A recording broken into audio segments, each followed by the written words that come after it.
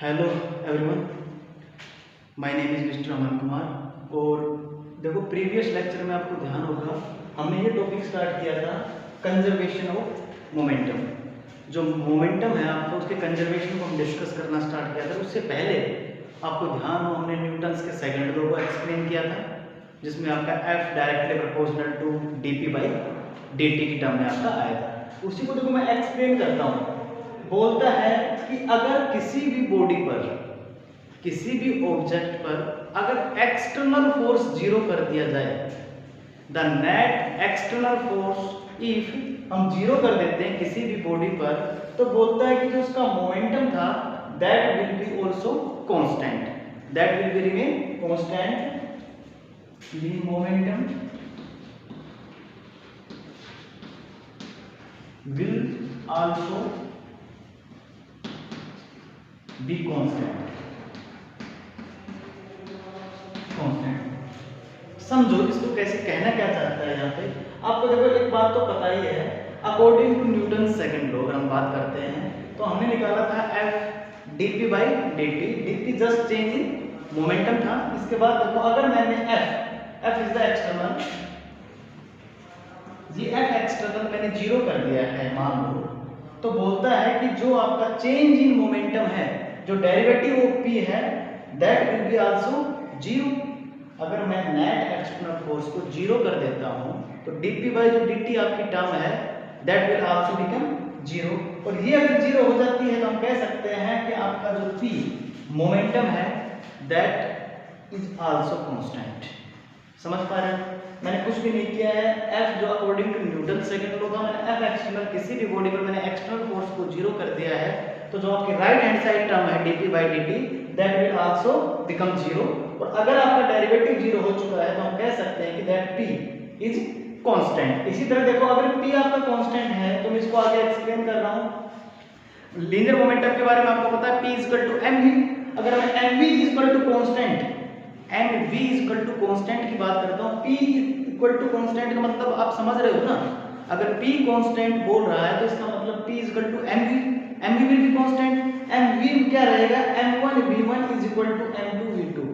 आप कह सकते हैं कि मोमेंटम बिफोर और आफ्टर, m1 v1 और m2 v2, मैंने दो टाइप के मोमेंटम्स को लिया है, जिसमें first m1 is the mass, v1 is the velocity, और m2 is the second mass and v2 is the second velocity उसकी आ चुकी है। तो हम कह सकते हैं कि अगर आपका P कांस्टेंट है, बार बार मैं इस बात पर जोर दे रहा हूं, और इसके कुछ एग्जांपल भी हम डिस्कस करेंगे, जैसे रिकॉइलिंग ऑफ द गन रहेगा, इधर मैंने लिखा है एक्सप्लोजन ऑफ बॉम्ब, इसका भी हम डिस्कस करेंगे अभी। तो आप इस बात को ध्यान दें, इस इक्वेशन को, that is m1 v1 m2 v2 को आगे देखो मैं अब एक्सप्लेन करता हूं, देखो सामने। अब मैंने यहां पर एक एग्जांपल दिया है, that is the explosion of bomb. जो आपका बॉम्ब होता है, जो एक्सप्लोज होता है, जो फटता है, उसका एग्जांपल दिया है। उसमें हम देखो कैसे मोमेंटम को कांस्टेंट करते हैं। इसमें सबसे पहले तो एक बात समझ लो आप, मैंने यहाँ पर क्या कहा है कि external force should be zero, must be zero.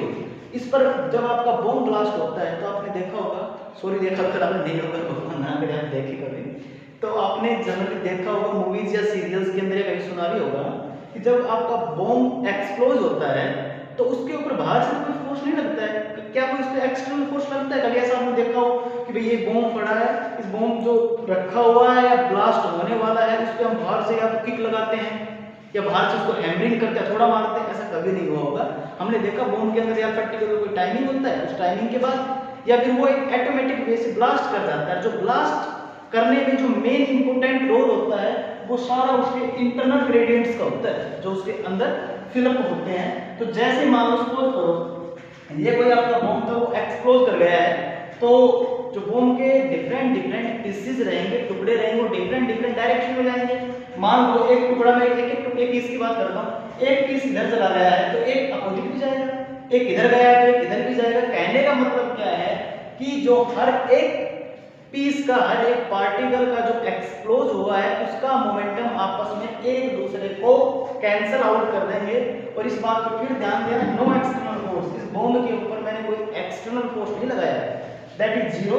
और कहता है नेट मोमेंटम इन ऑल डायरेक्शन, जो डिफरेंट पार्ट्स का जो नेट मोमेंटम होगा वो डिफरेंट डायरेक्शन में जो रहेगा that that will also zero, आपस में कैंसिल आउट कर देंगे।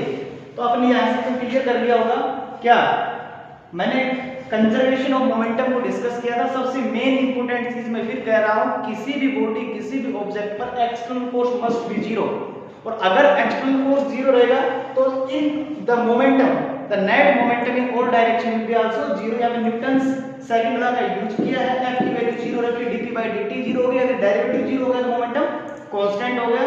उसके बाद मैंने p mv कांस्टेंट लिखा है, तो m1 m2 sorry m1 v1 का प्रोडक्ट और m2 v2 का प्रोडक्ट दोनों कांस्टेंट रहेंगे। रिकॉइलिंग ऑफ द गन के अलावा दो एग्जांपल और हैं जो हम नेक्स्ट लेक्चर में डिस्कस करेंगे।